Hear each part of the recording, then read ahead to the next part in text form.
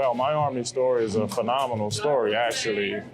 Started off as an enlisted person, cannon crew member, 13 Bravo.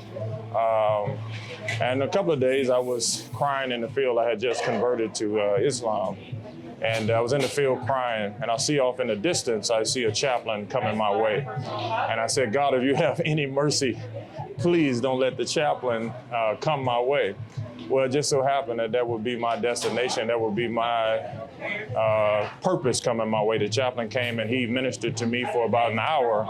And he said, why don't you become a chaplain to help those people like yourself who are fighting against things that are not good for them.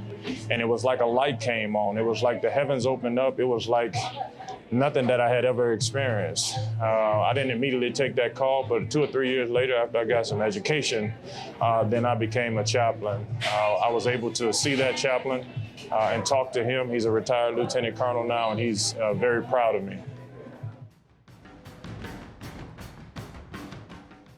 Well, quite honestly, as a young man, 23 years old, I had a wife and 2 kids. I had done some schooling, but I had gotten in trouble all of my life. So I needed to come to the Army to find a level of discipline. I needed to find a way to actually take care of my family and give us an immediate jump start on this thing that we call life. In field artillery, I found myself in a little trouble. I had 2 Article 15s and was being chaptered out of the Army. So it wasn't going too well for me. And a sergeant major who actually came and decided to be my mentor, he decided to take the project of young Shabazz and make me into a soldier. And that's why I joined. And that's why I'm still here, because of that sergeant major and his leadership. Oh, my love for the Army, man. First of all, the Army saved my life. I was just a young kid out there wandering, had been thrown out of school, had been shot in the back, almost lost my life at Jarvis Christian College. I never did well in school, so the Army gave me a safe place.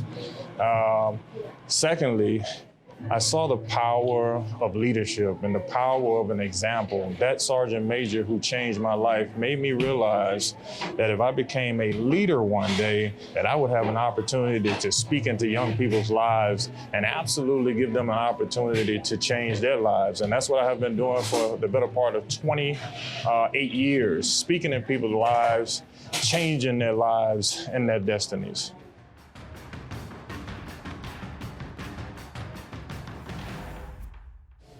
Well, the challenges are prejudgment. I'm a really big guy. I'm 6'5", 265, and I'm Islamic.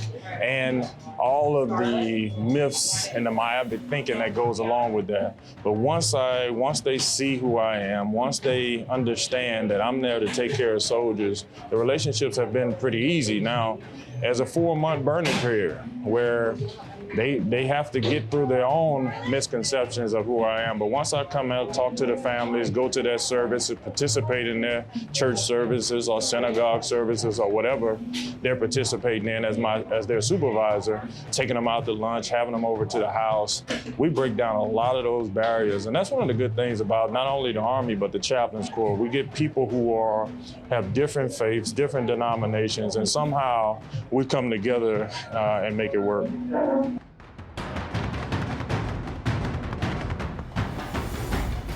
Yeah, I'll share with you two because I think they are very important.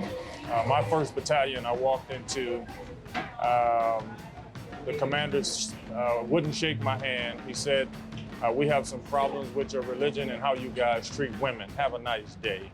He didn't talk to me for 9 months. But I had been in the Army for about 9 years at that time, and I didn't really care. I just went out to lend myself to the soldiers. I was lifting weights with the soldiers, running PT tests with the soldiers, playing basketball. And I gotta tell you, after 9 months, to his credit, he came in front of the battalion and he apologized to me. He gave me a coin, and the guy, seriously, he was in tears. He said, I have wronged one of my officers. He gave me a coin.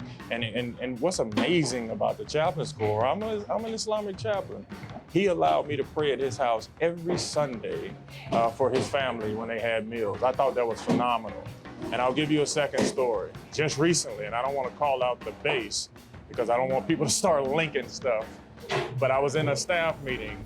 I used to go to all of these commanding staff, and the chief of staff used to shake everybody's hand in the room but mine for about 4 months. I mean, consistently.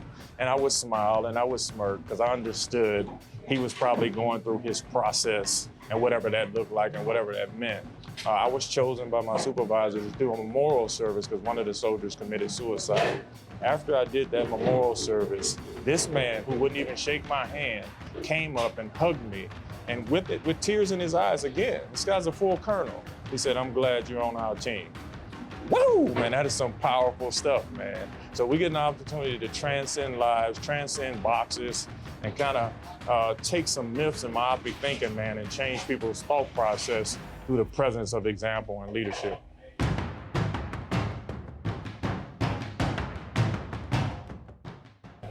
Yeah, we're doing some recruiting efforts for Islamic chaplains right now.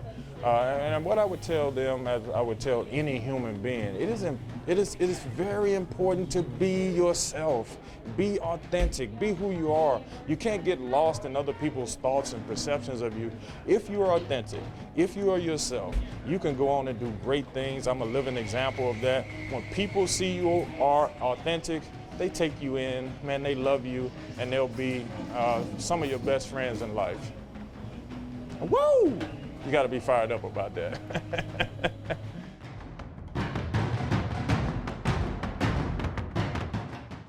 Yeah, recruiting chaplains, man, you gotta get out there, you gotta get out of your comfort zone, you gotta go to the mosque, you gotta link up with people. I know they're a different faith, but some of the biggest complaints about the Muslim soldiers in the Army, and I had that complaint for a while as well. None of my supervisors for 18 years had came to my service.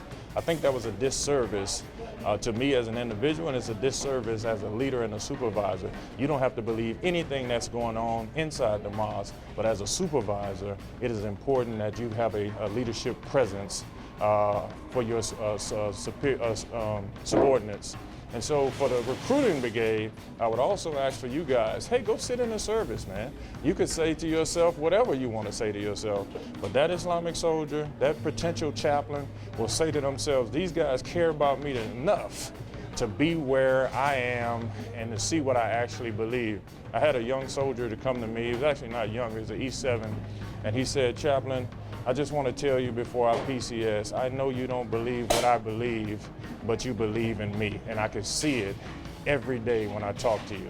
That's important, man. So that's my advice to the recruiting brigade, is to go out, be among the people, and you'll get more bang for your buck like that.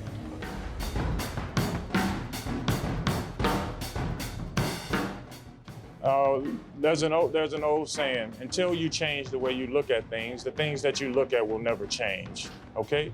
When you look at your path, your purpose, and your future, you have to say to yourself, I have to change my thinking, I have to change my environmental mindset. You know, to be who you want to be, intellect plays a huge part in that. Secondly, courage has to complement that intellect. And then once you have that, man, you can accomplish anything you want in this world. You just have to be courageous enough to do that. So whether it's the Army, whether it's civilian world, it is important that you understand who you are and have the courage to be that. Okay. And my name is Chaplain Colonel Shabazz, Khallid Shabazz. The name Shabazz means an eagle that flies above all eagles. Woo! Had a great time. Thank you, man. I appreciate it. Take care. Peace.